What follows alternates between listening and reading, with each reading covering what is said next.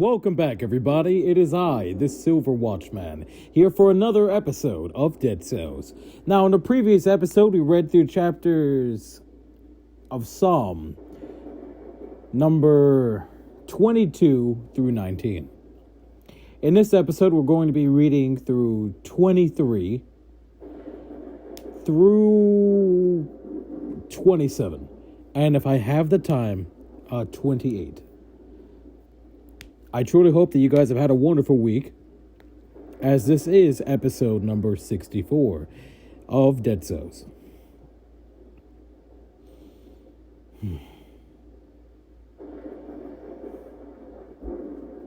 This truly is the highlight of my week.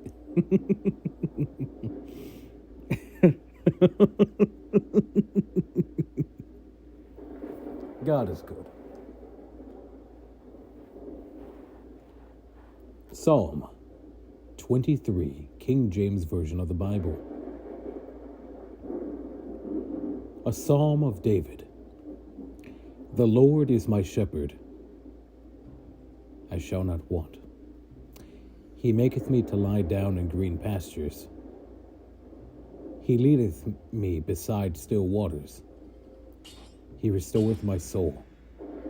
He leadeth me in the paths of righteousness, for his name's sake. Yea, though I walk through the valley of the shadow of death, I will fear no evil, for thou art with me. Thy rod and thy staff, they comfort me.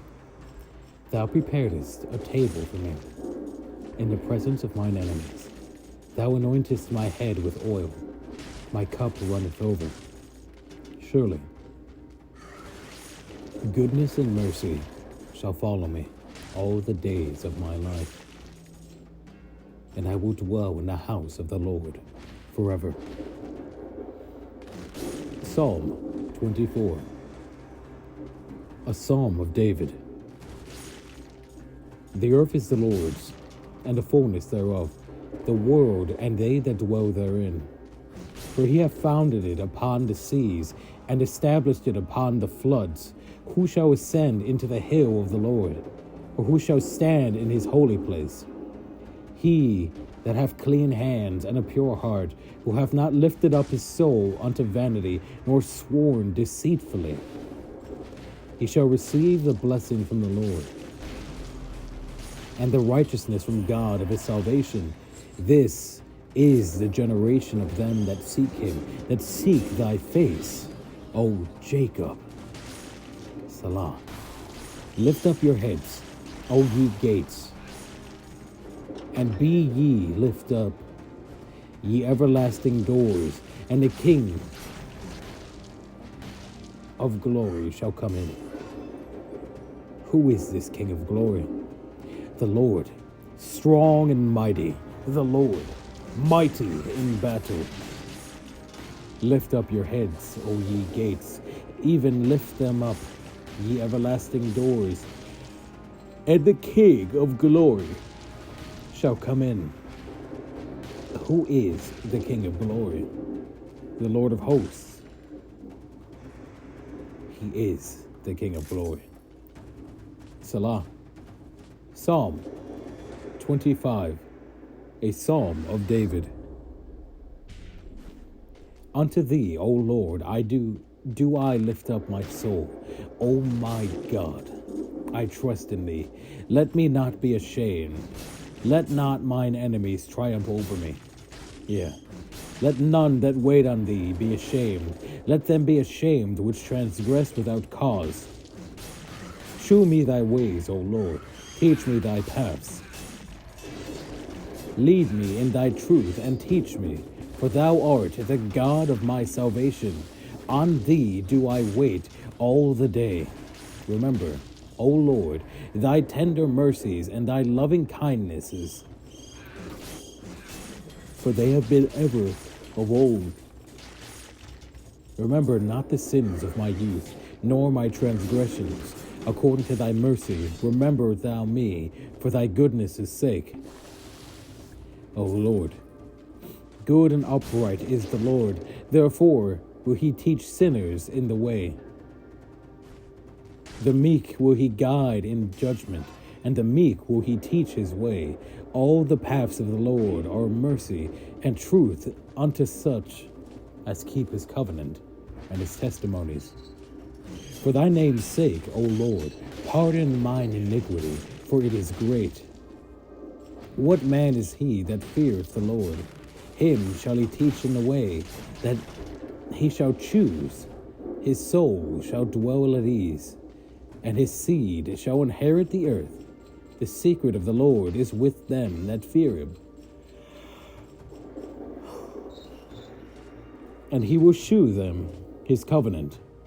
Mine eyes are ever toward the Lord, for he shall pluck my feet out of the net.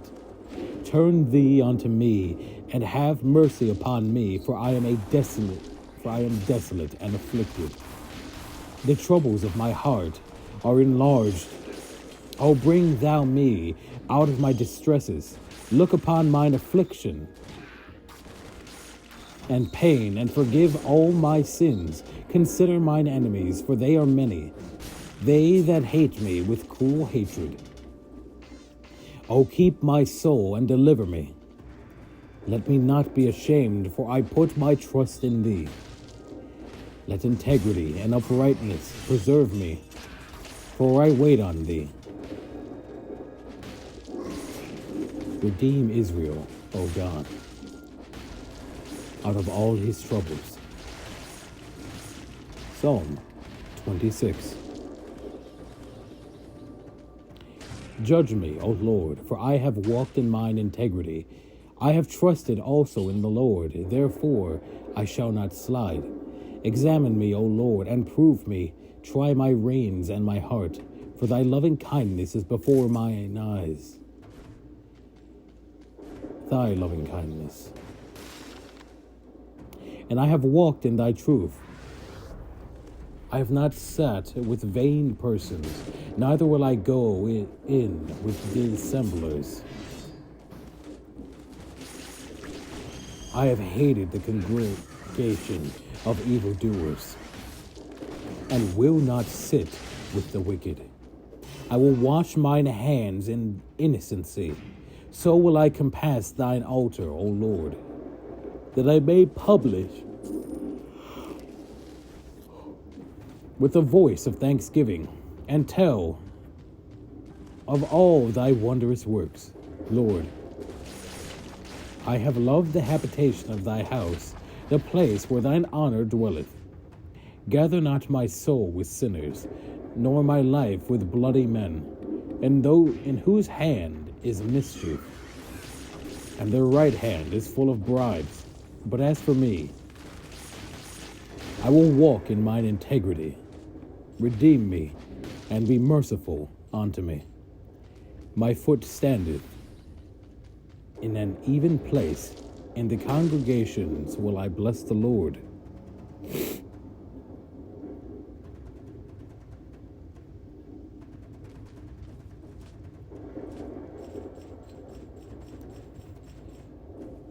Psalm 27.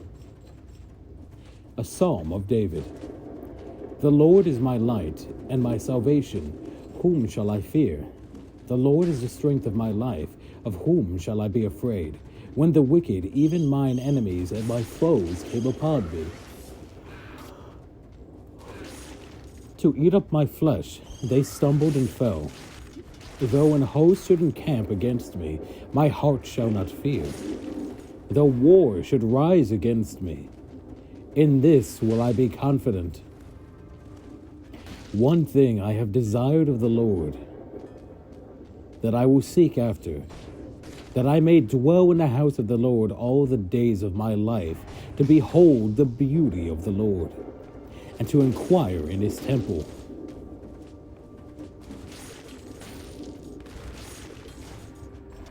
For in the time of trouble he shall hide me in his pavilion. In the secret of his tabernacle shall he hide me. He shall set me up upon a rock. And now shall mine head be lifted above mine enemies round about me. Therefore will I offer in his tabernacle sacrifices of joy. I will sing, yeah, I will sing praises unto the Lord. Hear, O Lord, when I cry with my voice. Have mercy also upon me, and answer me. When thou saidest, seek ye my face, and my heart said unto thee, thy face, Lord, will I seek. Hide not thy face far from me. Put not thy servant away in anger.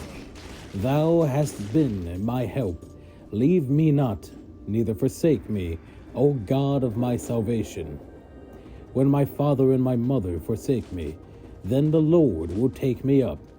Teach me thy way, O Lord, and lead me in a plain path because of mine enemies. Deliver me not over unto the will of mine enemies, for false witnesses are risen up against me, and such as breathe out cruelty.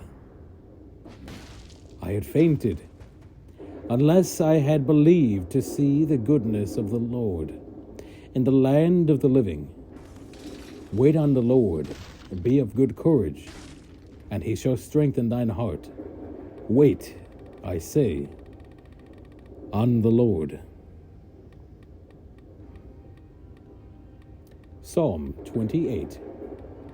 A psalm of David. Unto thee will I cry, O Lord my rock, be not silent to me, lest if thou be silent to me, I become like them that go down into the pit.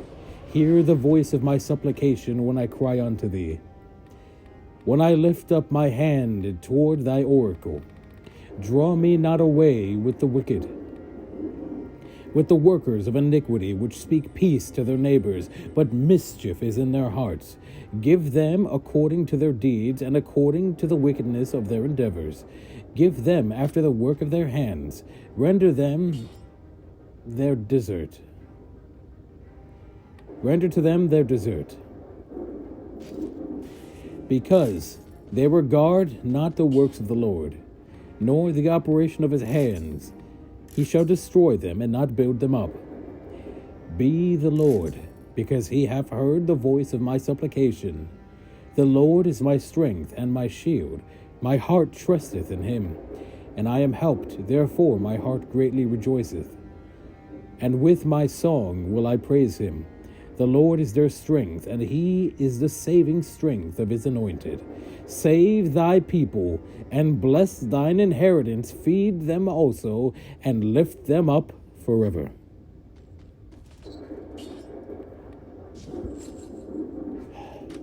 Wonderful. So, after the intermission, I shall return. In the meantime, I'm going to be praying unto the Lord, asking him to help me break down these words for you. So, when I come back, we'll do it like that.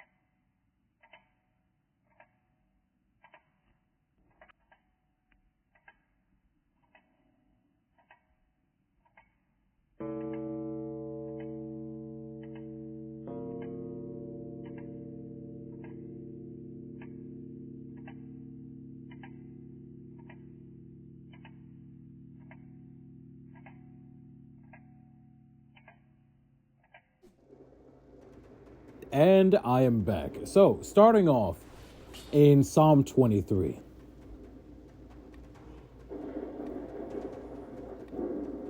This is a psalm that reflects absolute trust in the Lord. That's the best and quickest way to break it down.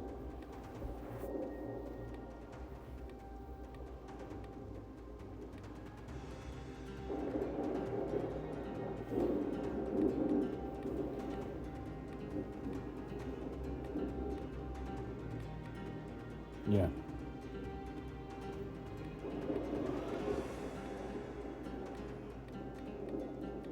Through the guiding of which way to go in life. Through protection from evil.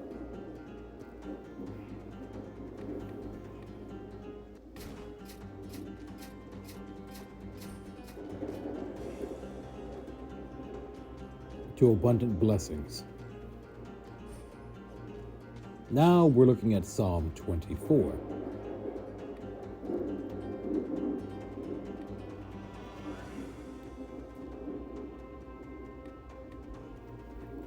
Saying that God really is in control of everything. And what a good thing that is. For he is good, honest, and just.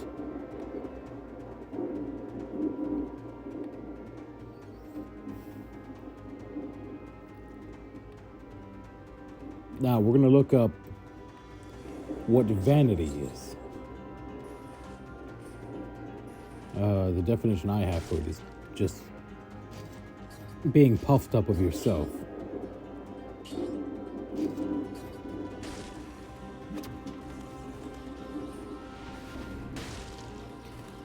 Excessive pride in one's appearance or achievements. It is also like a mirror on a desk.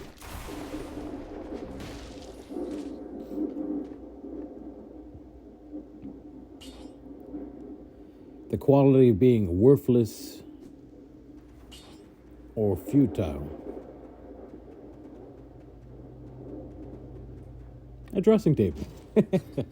But for this definition, when resulting in talking about God, it's saying that he does not have excessive pride or admiration in himself. He's not puffed up of himself. And being around people that are puffed up about themselves based on the power that they have, I could tell you that somebody like that having unlimited access to power, authority, and glory is a terrible person to be a leader.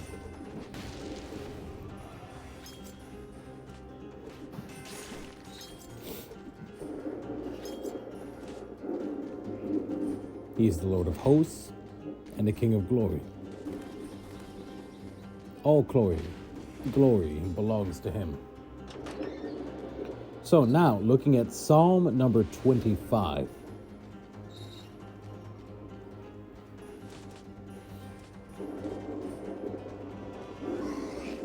Starts off,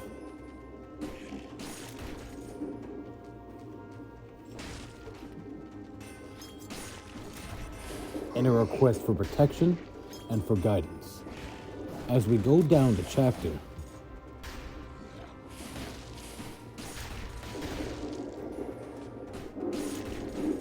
we ask for forgiveness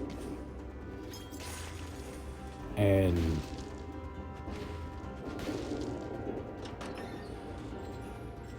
as we move down further,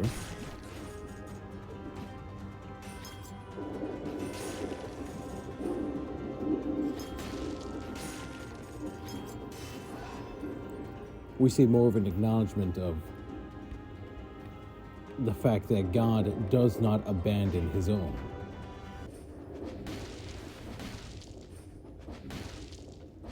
Asking for healing and the forgiveness of sins, as we see in verse 18.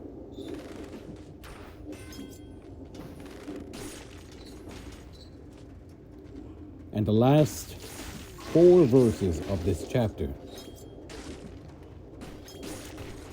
are a request for protection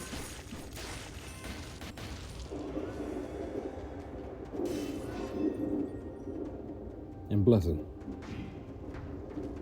So, now that we're looking at Psalm 26, it is only 12 verses. And, oh man, I didn't really say the other ones. Okay, so Psalm 23 is only 6 verses. Psalm 24 is 10. Psalm 25 is 22 verses long. And Psalm 26 is 12. So, looking at Psalm 26,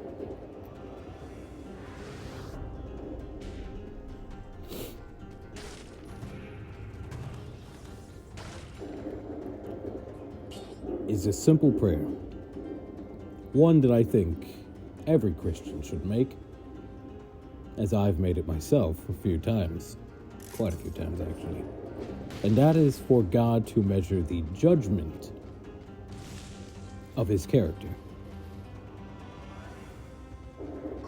and to see what in them is evil or wicked,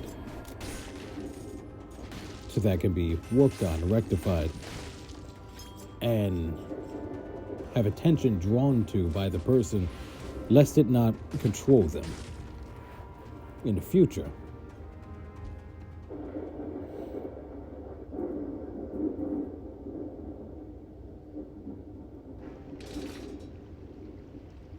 Psalm 27.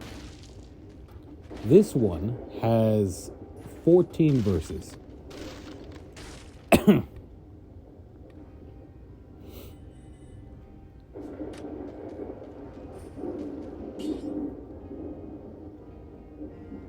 This is another one of an acknowledgement that when things hit the fan, when everything is real and on the table, God will not abandon you. Even when things are terrible,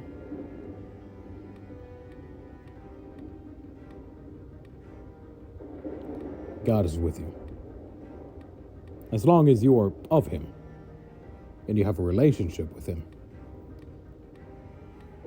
But even then, even if you don't, he's there waiting for you to reach out to him so he can do something about it. And oddly enough, sometimes God doing something about it is him sending somebody else or moving somebody else via the Spirit to go over and handle a situation. Now, that being said, do people listen to that? No, not always. But if people were to listen to it more often, how beautiful would society be? How much better would things be?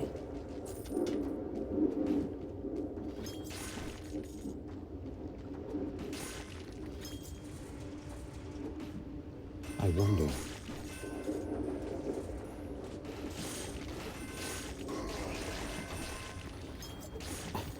So,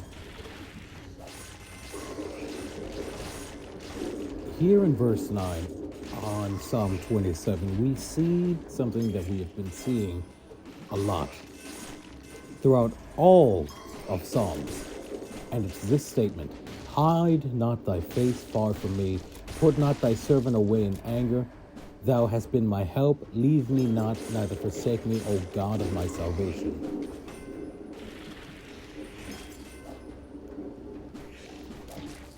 Why does this need to be said?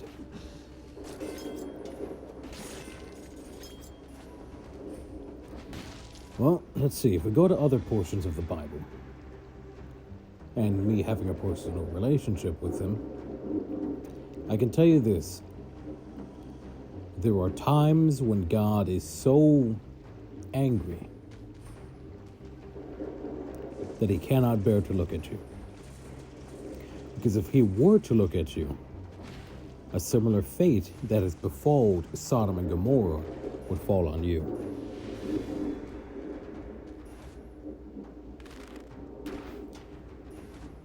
Because at the end of the day, God ultimately wants to correct you, not to kill you.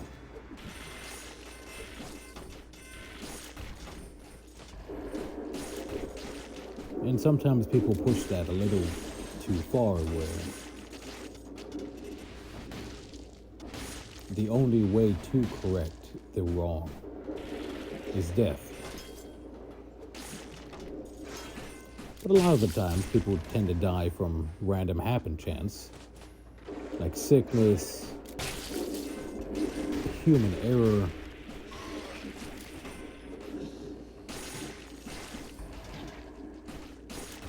a lot of human error, actually.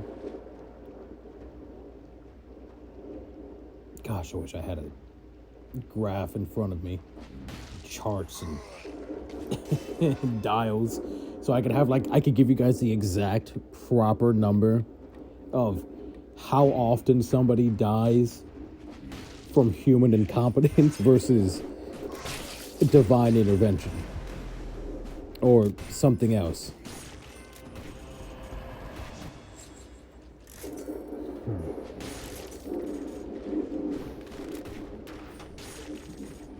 I'm getting sidetracked. So,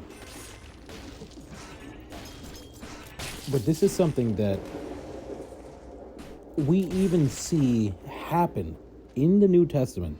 I'm going to adjust to one of my mics. In the New Testament,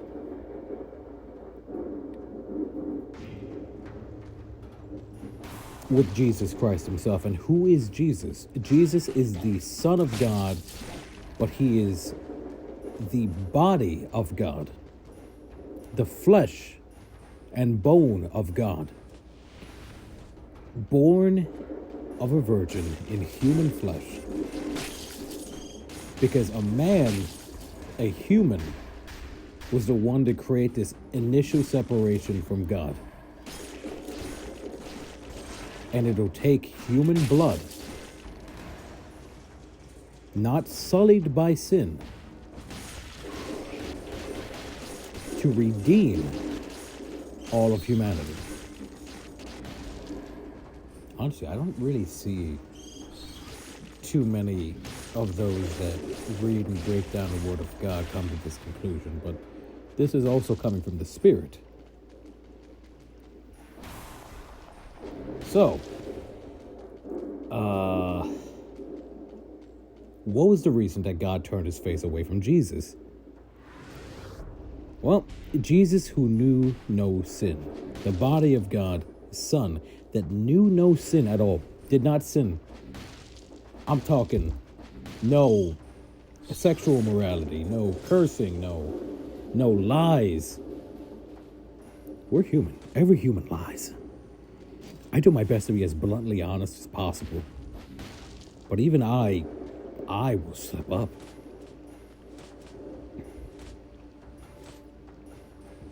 No outbursts of violence that are unrighteous. No unrighteous anger.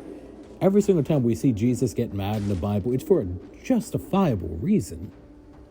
Every single time we see God get mad, it's literally after having people, after he extends mercy after mercy after mercy, and they repeatedly spit in his face. Anybody would get mad after a while. I don't care who you are. God may have an exorbitant amount of patience. But think about it like this. If we are made in his image, right?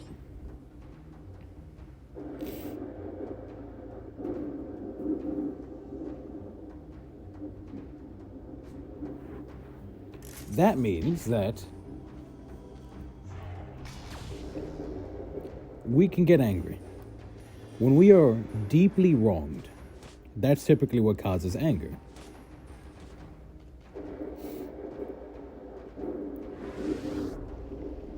We are made in his image, which means that if we can get angry, all the emotions we feel, he must feel as well. But I digress. I'm getting sidetracked. So God turned his face away from Jesus. And that caused him to cry out, My Lord, my God, why have you turned away from me? He had to. In the presence of sin, God will turn his back. So that's why in this chapter, we see David asking for forgiveness, asking God, hey, please stop turning your back from me. I know I messed up. I know I continue to mess up. And God, being who he is, turns back to David, coming to God and saying, yo, I messed up. Please forgive me. That is how you should be. And in Psalm 28,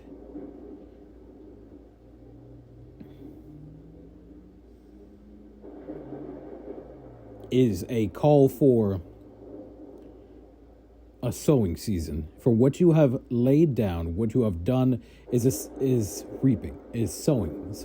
I've said that backwards. So what you do, your actions, whatever, people call it karma. It's not karma.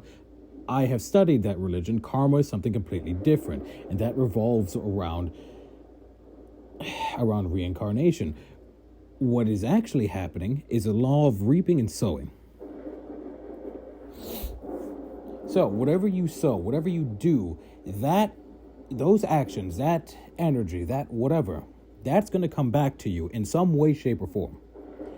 How it comes back is randomized. I do not know how it's balanced out or how it's whatever. So what this is a call for a time of reaping. Whatever the people have done, let them reap of the blessings or of the curses that they have done. But in this time, for those that have trusted in the Lord, let them reap of that. That's essentially Psalm 28.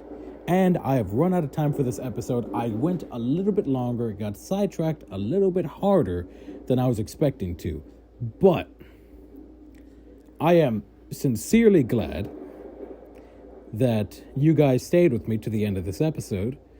And yes, I do sell clothes. The phone cases that I sell are completely outdated, and I need to update them when I have the time.